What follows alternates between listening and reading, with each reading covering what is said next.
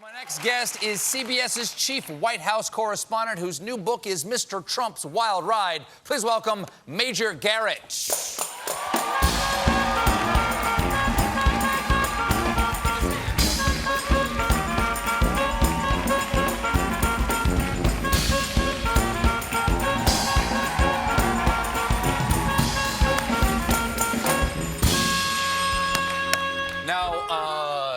How auspicious for us that we have you here tonight. That's a big word. Auspicious? Yeah. It is. You this morning, what order of question? Which question was Second. Second question to the President of these United States. You asked, what was it? Long-term job security of the Attorney General. Kind of on the nose, as we say. What is the long-term job security? Kind of on the nose. And he said, I'd rather not talk about it right now. You're going to ruin the surprise. But he'd already done it. At that point, Sessions was already out. The Chief of Staff, John Kelly, had already called the Attorney General. Oh, so Kelly did it, not Trump? Correct. Oh, what a hero. Surprise. Yes, exactly. What courage. What courage. So did you know? I did not know, no. What like, does this absolutely. What does this mean? But I had a very strong sense that it was an important foundational question to put on the table and to see if the president would drive closer to what I thought was going to come within a day or two. Did you have a source telling you it was going to happen? Several. Okay. I'm not going to ask what they were. Several. One of your sources was the President of the United States, I'm sure. He's usually the source. Off and on. So, and you mentioned the book. Thank you for doing that. But we'll mention it more in just a moment. Here's the book right here. It is. It's Mr. Trump's Wild Ride. Why'd you call it? Mr. Toad's Wild Ride is the right. actual If you've been to Disneyland, that's right. But also during the campaign. And Stormy Daniels compared his penis to the character Toad from Mario Kart. No, that's news. That's news. I'm not making that up. But it was not an inspiration for the title of the book, okay? I hear it isn't. All right. But during the campaign, one thing I noticed is everyone in his inner circle would only refer to him one way, Mr. Trump. Never Donald, never the Donald, never DJT, never the boss. One way and one way only, Mr. Trump, Mr. Trump, as if they were hypnotized.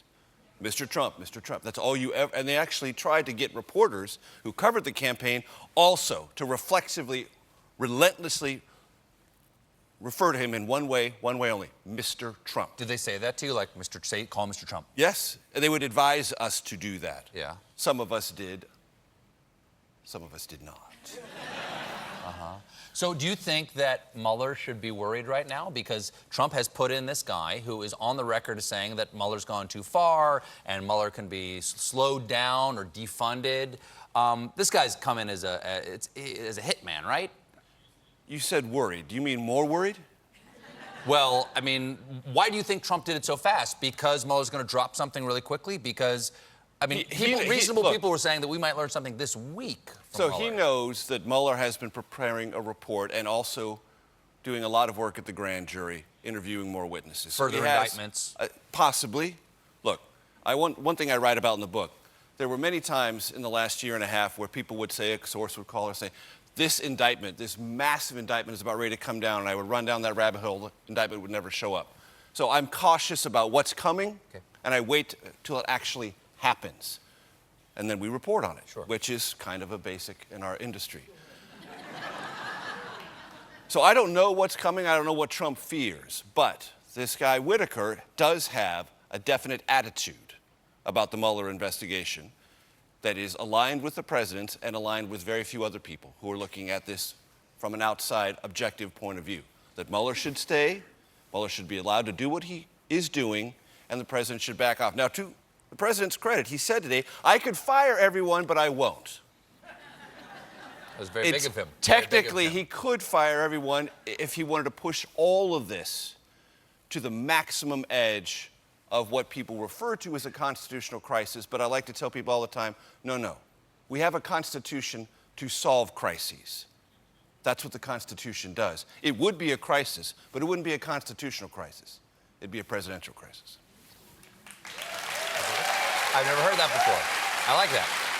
We have to take a little bit of a break, but don't go away, because I want to ask you about what's like to be in that room today at the press conference. Stick around for that, all right?